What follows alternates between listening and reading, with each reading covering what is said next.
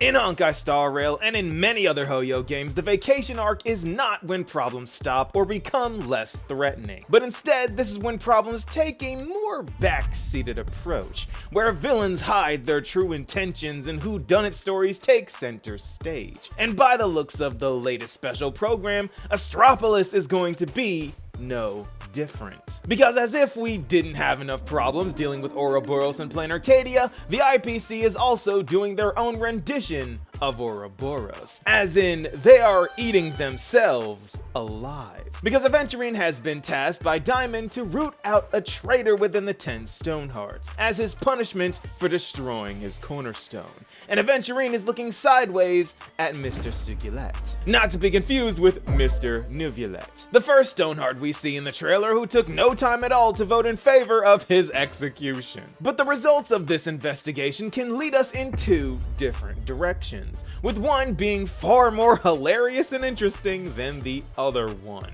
So without further ado, this is the 10 Stonehearts Turnabout Explained.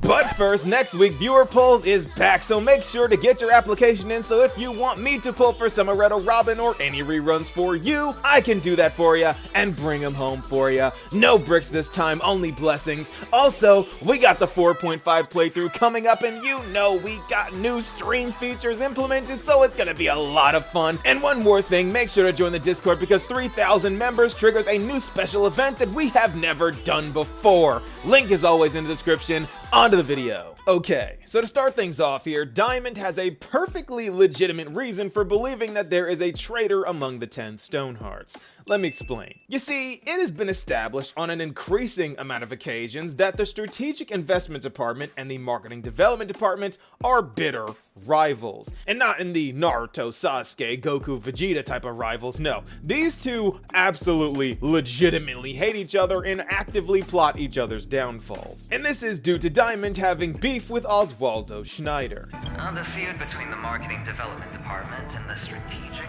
Investment Department is well known across the cosmos. Everyone knows about the bad blood between Diamond and Oswaldo, but at least until now they've had an uneasy truce. Now, the reason why these two department heads are at each other's throats to the point of where the staff body is fighting each other, see what I did there, is unknown, but if I could take a guess, it could be due to Oswaldo being a young hotshot looking to be promoted, as his lore suggests, and is simply trying to underhandedly prove that he stands above the other department heads. Or it could be that he is just jealous of Diamond being an emanator of preservation, since he also has reverence for Klopoth, and he feels that Klopoth is blessing his decisions even though they don't do anything.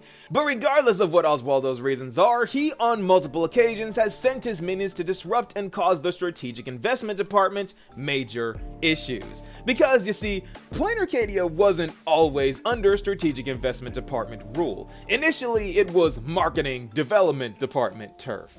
Remember, the entire reason why the first and second Bloodstained games happened were entirely because of him and his department's deficiencies, we'll call it. In the first Bloodstained games, it was purely out of negligence that Marcus Antali was infected by Shuhu's flesh, and for once in this corporation's miserable existence, someone was actually punished for causing mass harm. Or, in this case, the entire department. Which is the reason why they forfeit jurisdiction over Plain Arcadia to the Strategic Investment Department. But of course, Oswaldo isn't just going to take this sitting down, because he's been sending his spies to cause problems for Diamond ever since, with Miss Mia, who was Pearl's former right hand, being one of those spies, and Scott being the other one, who confess in game that their entire reason for being here in the first place was to cause chaos and make the Strategic Investment Department look bad and Diamond by proxy, most likely in an attempt to reclaim control over the IPC's most profitable world. Stable and prosperous as usual. Plain Arcadia has long since become one of the IPC's most valuable planetary assets. Or one of the IPC's most profitable worlds. But this isn't even it, because in the latest special program, we got another example of Jade catching Oswaldo's spies in the act. I'll call the boss. We shouldn't bother Mr. Oswaldo unnecessarily. Since that bird wants to suffer, I'll help him out.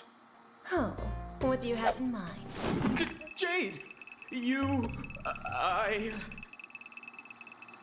Take them away. Yes, Madam Jade. What are you doing? I'm innocent, please.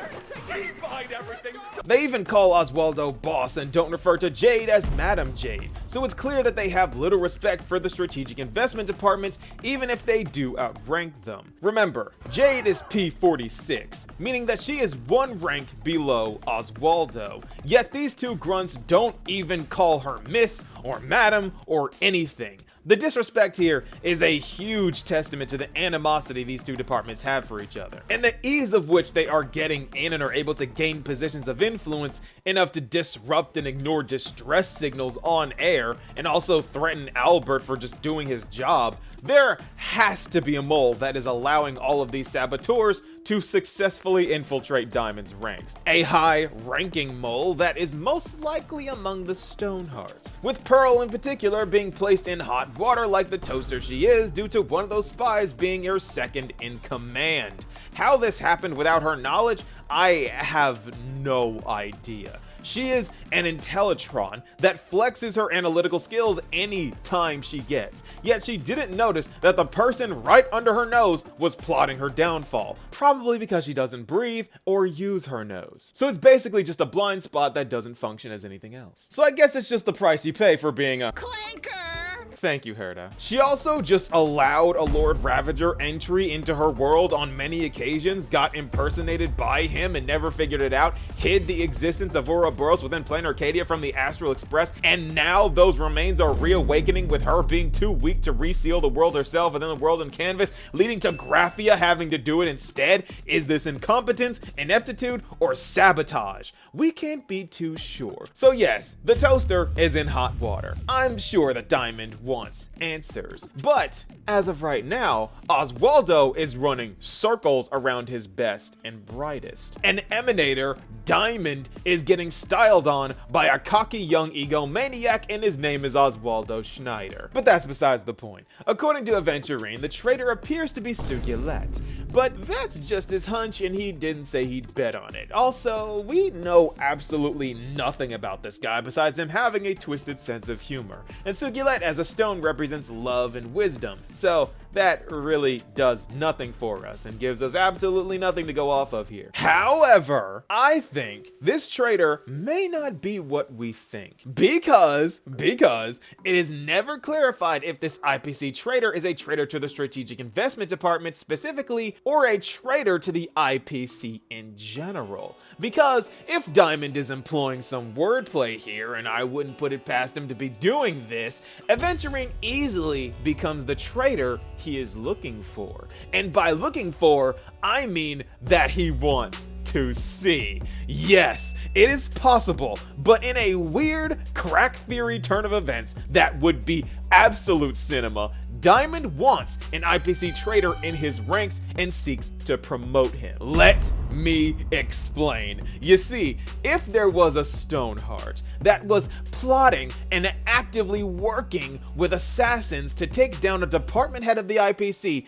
that would classify as an obvious traitor of the IPC, and that person would be Aventurine, who has been working with Boot Hill to kill off Oswaldo Schneider. And if Diamond knows Aventurine's history, he is entirely aware that it was Oswaldo who caused the extinction of the Avgin race, and Aventurine is the sole survivor of that catastrophe. So Diamond may have just found his new favorite subordinate, a guy who might hate Oswaldo even more than he does, and in giving Aventurine the freedom to track down all marketing development department spies, he is giving Aventurine more chances to learn all he can about Oswaldo's whereabouts, information that will find its way to Boot Hill and the Galaxy Rangers. Because you see, Diamond can't just openly wage war with Oswaldo in public. He has to use his underlings in the same way Oswaldo does. They're still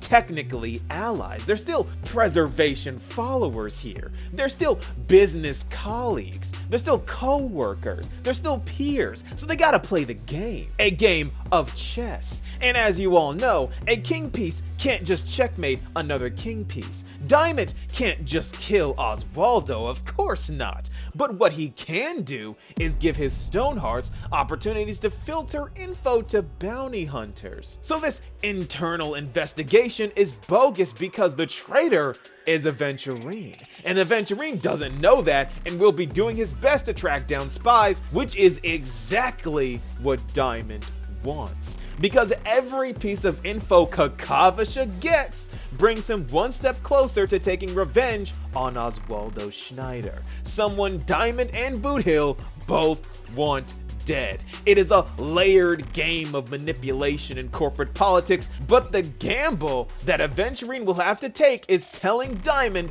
that the traitor is himself. He is trying to get Oswaldo killed. He is trying to get an IPC department head killed, which makes him a traitor to the IPC, but also Diamond's secret weapon. So this is exactly what Diamond wants. Because think about it. Aventurine being given this task is not a punishment. Go track down the mole that works for the guy that you hate the most. This is not a punishment. This is a privilege. This is an opportunity. A private mission from Diamond? He clearly trusts him enough to do something this important. I don't know about you, but I definitely wouldn't grant an employee I nearly killed the freedom to conduct an investigation into a potential traitor, especially if that traitor is one of his peers that literally just decided his fate. Of course, he would naturally try to take some sort of revenge on the ones that voted against him,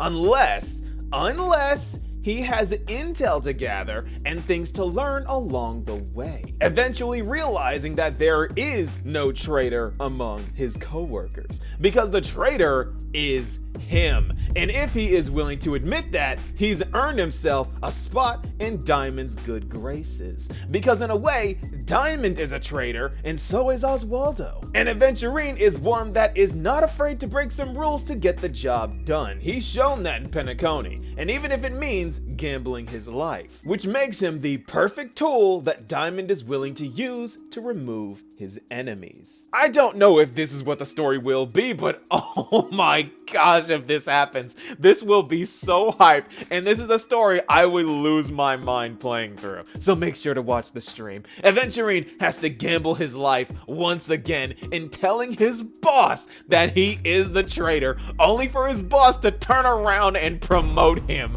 Because of course, Diamond would send the only living Avgen to track down the marketing development department spies. He has all the reason in the world to pursue revenge on the one man responsible for all the pain in his life, Oswaldo Schneider. This is a high IQ play from Diamond, and straight up genius if this is his plan. So in reality, this has nothing to do with Penacony. This is all about Plain Arcadia and Aventurine's history, which is also why Boothill is involved in this story. All the pieces are in place and everyone is plotting Oswaldo Schneider's downfall, and I could not be happier to see the IPC fighting the IPC with their own dirty corporate loophole tactics, all culminating in bringing Oswaldo Schneider one step closer to meeting his inevitable fate of embarrassing, humiliating death, because this is the 10 Stonehearts Turnabout